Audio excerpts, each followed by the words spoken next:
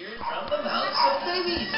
I will be showing you a couple of images, pictures. Tell me who it is. Okay? Who is this person? I don't know. You don't know?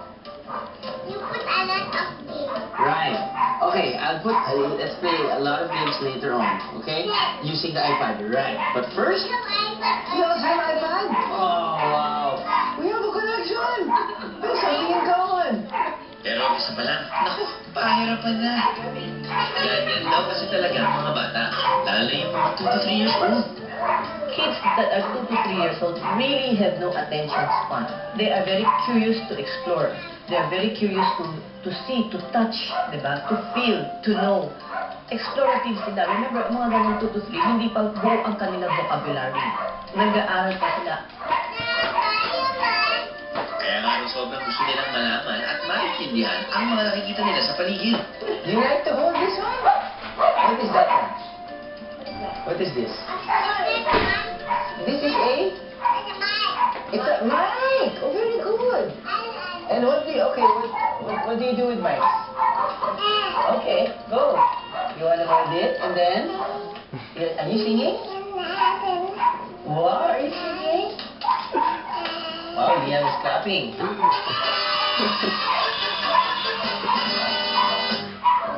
Yes, what is this? This is a microphone.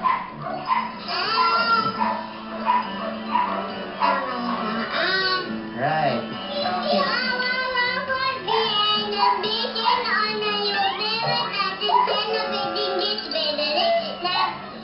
Nakakagigil ang mga batang to. Ang cute! Ituloy na nga natin ang laro. Who is this guy? It's Gangnam! Even the kids know Gangnam. Really? What's his first name? Gangnam. What's his last name? Style. Oh, there you go! Who is this? Iron Man! Is Iron Man here in the Philippines? Where is Iron Man? I know he's at the iPad.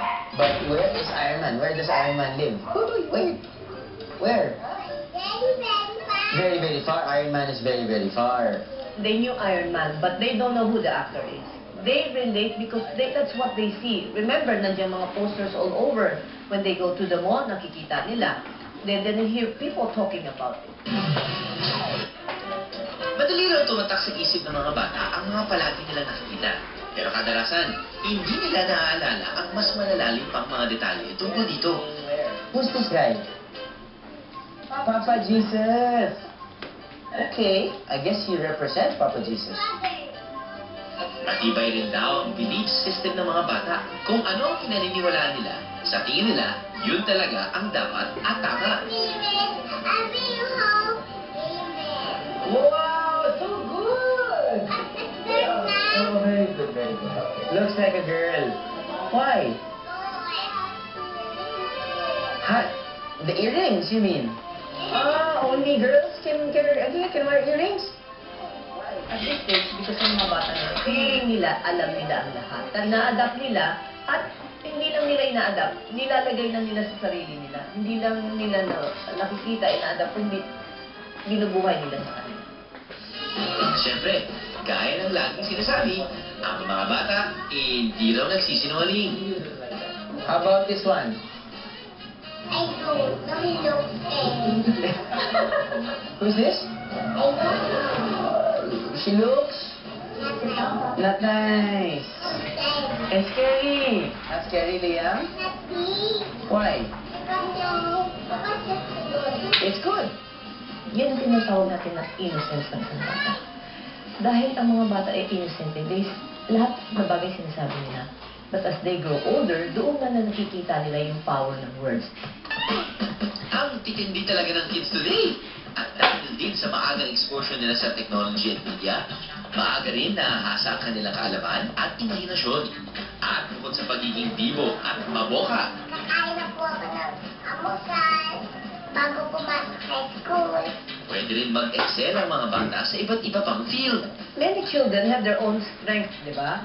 Some are good with visual. some are good with touching. Kaya di ba may mga Play-Doh tayo, may mga sandbox tayo. There's so many kids, different ang kanilang learning skills.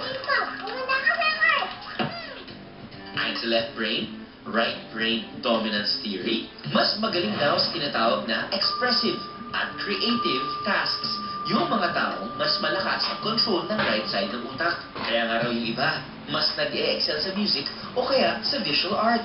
Kapag left side ng brain naman ang mas dominante, mas magaling daw ang tao sa logic, numbers, at critical thinking. At mas nade-develop daw ito kapag mas na-expose sa mas maraming bagay na may kinalaman sa kaalamang ito. Group hug naman dyan, sige na. In the future, di na nakapagtataka kung mas marami pang darating na matitinding bagay sa mundo mula sa magagaling at malilikot na pag-iisip ng mga batang ito. Aha!